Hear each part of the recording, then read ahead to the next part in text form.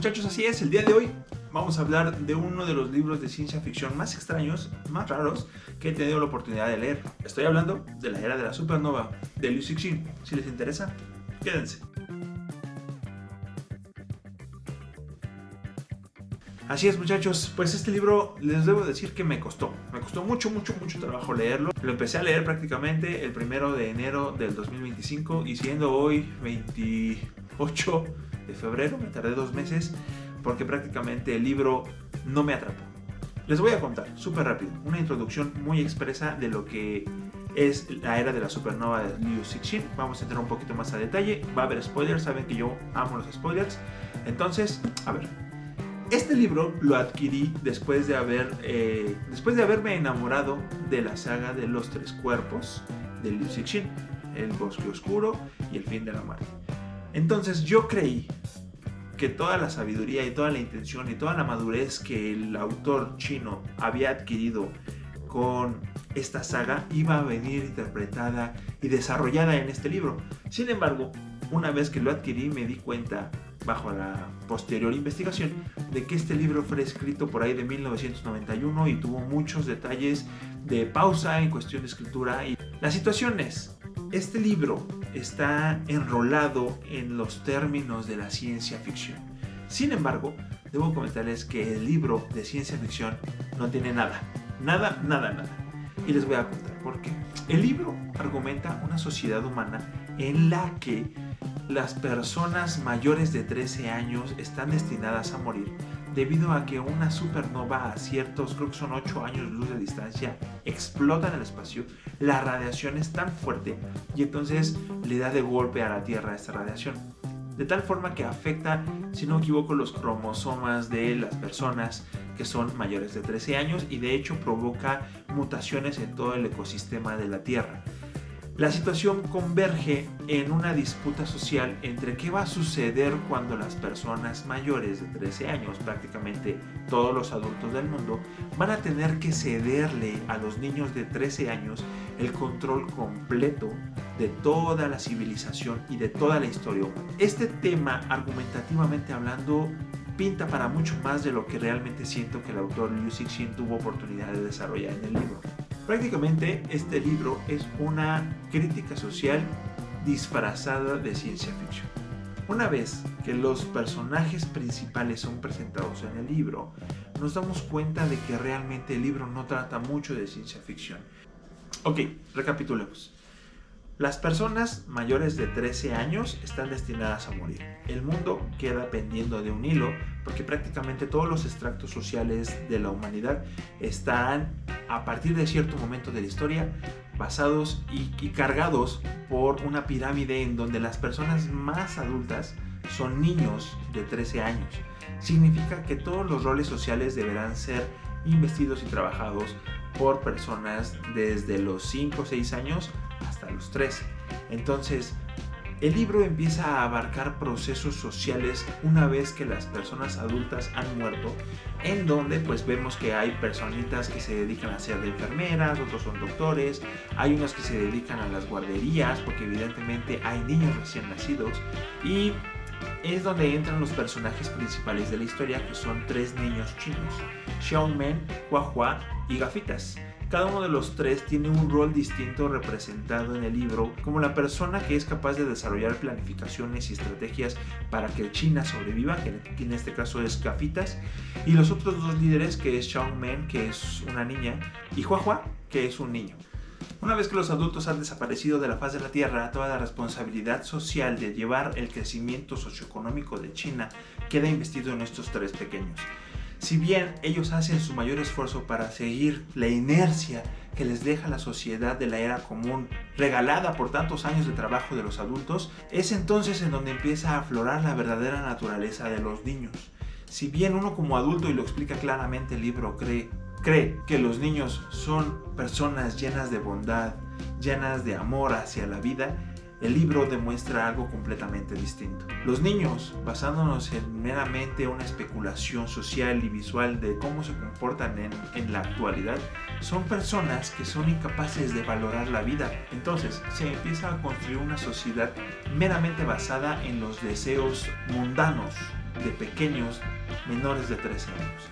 Toda la sociedad empieza a colapsar en el abstracto sentido de que los niños no comprenden la necesidad social de seguir trabajando, llegar a tu casa, hacer de cenar, continuar con la escuela, hacer tus deberes y al siguiente día volverte a levantar para volver a cumplir una vez más con tus responsabilidades. En este momento es cuando los niños prácticamente de toda China empiezan una revolución en donde deciden dejar a un lado la responsabilidad heredada por los adultos y empiezan meramente a disfrutar la vida basándose en sus instintos. ¿Qué es lo que busca un niño? Comida para sobrevivir y diversión. Es aquí en donde te puedo comentar que el libro está dividido en ciertas partes. Empieza muy soso, el libro empieza muy lento. Tiene una sección realmente muy aburrida, que es una parte de los capítulos que se llama en español Dulcilandia. Si no me equivoco, en inglés es Candy Town. Y en estos momentos puedo decirte que el libro estuvo a punto de perderme. Y si no fuera porque tengo un trastorno obsesivo compulsivo, no hubiera tenido la oportunidad de leer el final de este libro.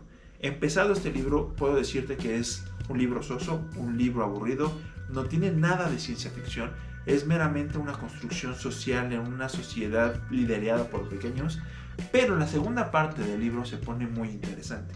Y es ahí en donde empieza como a agarrar velocidad nuevamente el libro y te empieza a meter en una narrativa mucho más suelta, mucho más digerible y mucho más interesante. En esta segunda parte del libro, los niños de China son invitados por los líderes de Estados Unidos a congregar la primera reunión de las Naciones Unidas, en donde los líderes de Estados Unidos ofrecen a todos los líderes de las naciones poder divertirse juntos. Y es aquí en donde debo de aplaudir que la algarabía del autor se ve reflejada muy fuerte con respecto a cómo el mundo ve a Estados Unidos y a las otras naciones. Y ahí te va. En el momento en el que las Naciones Unidas empiezan a concurrir de que los procesos y fenómenos sociales se repiten en cada uno de los países, te das cuenta que no todas las infancias y no todas las niños de los países viven la infancia de la misma manera. ¿A qué voy con esto? Que los niños de China deciden jugar con dulces, escondidas, correteadas y sí dejan a un lado toda la responsabilidad.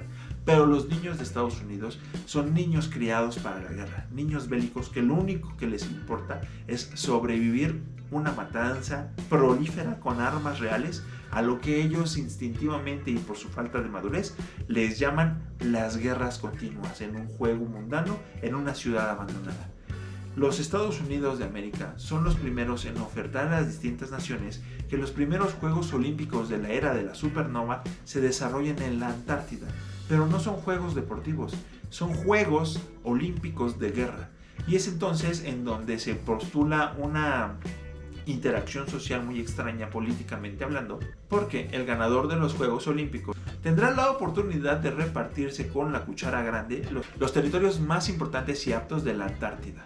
Es entonces en donde comienza un proceso de debate social y los niños chinos, los tres líderes chinos, Gafita, Xiaomi y Huahua, deciden participar en estos Juegos Olímpicos de guerra de tal forma que puedan ser parte importante de las decisiones que se vendrán en el futuro al momento de repartir las tierras de la Antártida. En este momento del libro es cuando empieza una interacción de acción bélica que sí te tiene como al borde de las páginas, en donde no sabes quién va a ganarle a quién, si las cosas van a salir a favor de China, van a salir a favor de Estados Unidos, si hay tanques, no hay tanques, juegos con armas blancas y otros muchos tipos de interacciones bélicas que el libro se detiene muy detalladamente a narrar, y eso creo que es algo que no va como con la intención del libro, pero pues te lo tienes que chutar. Al final de los Juegos Olímpicos, Estados Unidos decide romper las reglas y atacar a China con una bomba atómica en la Antártida. Una de las reglas que estaban prohibidas era utilizar armamento atómico. Sin embargo, Estados Unidos se pasó esa regla por el arco del triunfo y decide atacar directamente a China para poder sacar a su rival más fuerte de la competencia y quedarse ellos con la cuchara grande de la repartición de las tierras de la Antártida. China, sin embargo, tenía un as bajo la manga y también los adultos de la era común les habían heredado una bomba atómica escondida entre las selvas de China. Es entonces en donde Estados Unidos y China muestran una capacidad armamentísticamente hablando muy sobrada con respecto a otros países. Es decir, es una algarabía social porque se muestra cómo las dos potencias más fuertes de Occidente y de Oriente, en este caso Estados Unidos y China respectivamente, son los líderes mundiales quienes llevarán las correas del futuro a una sociedad en la que no sabemos cómo vamos a vislumbrar el futuro, porque prácticamente son niños que se están destruyendo uno a otro por diversión, sin buscar nada más que explotar una granada en tu cara para poder ser feliz. Posterior a los Juegos Olímpicos, entramos en la última parte del libro, en donde platica el autor acerca de una renovación de los líderes de Estados Unidos. No te lo voy a contar mucho para que también tengas de intriga y puedas leer el libro, pero el líder de Estados Unidos es sustituido por el fracaso de los Juegos Olímpicos.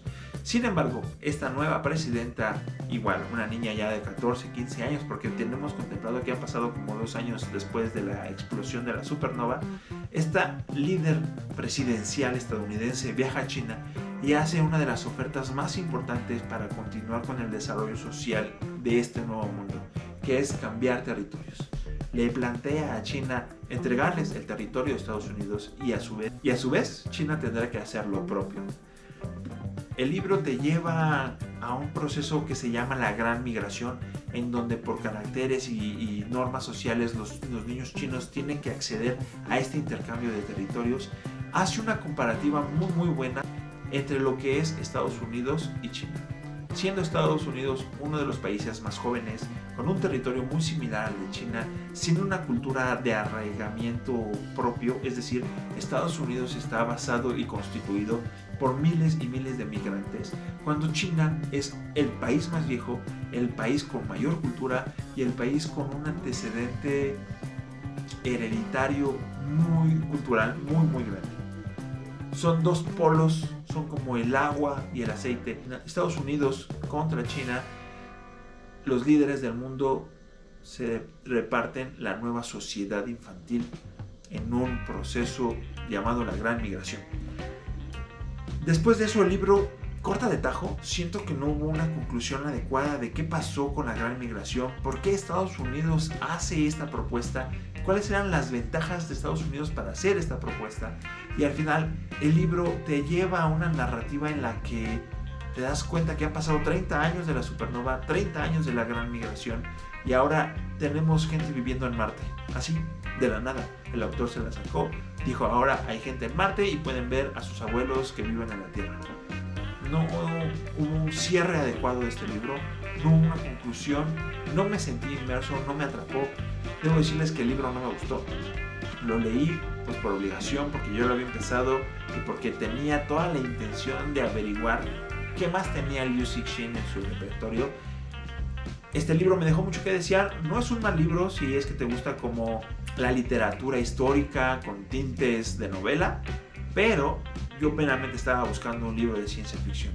El libro empieza soso, empieza aburrido, 50% del libro no me atrapó.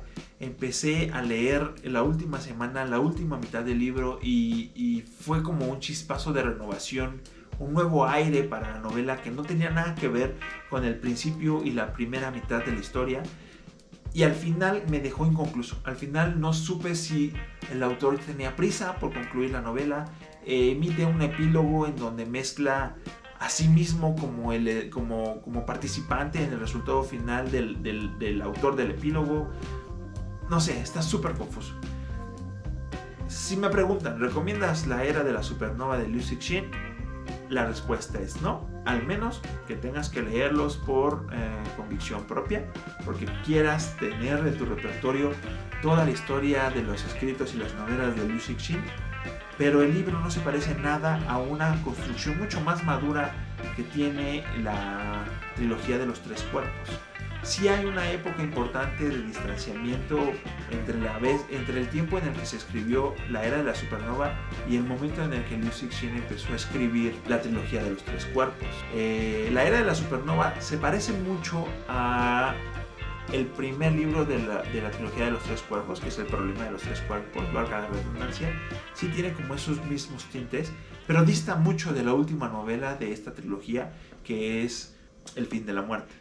Mismo autor, distintas épocas de su vida, se nota mucho el crecimiento y la madurez del escritor o del autor conforme han pasado los años, y no lo volvería a leer, puedo decir, ya no me interesa este libro, pero tenía que reseñarlo para el canal porque sí fue una experiencia importante. Y no les voy a mentir, hay veces en las que los libros son incapaces de llenar todas las expectativas que uno tiene por haber leído otras novelas de los autores, y este libro no es de los mejores. Sin más por el momento, equipo, muchas gracias. Esto es Libromanía. Espero les haya servido esta recapitulación de la era de la supernova de Liu Cixin. Y pues suscríbanse. Muchas gracias por habernos regalado sus minutos. Hasta luego.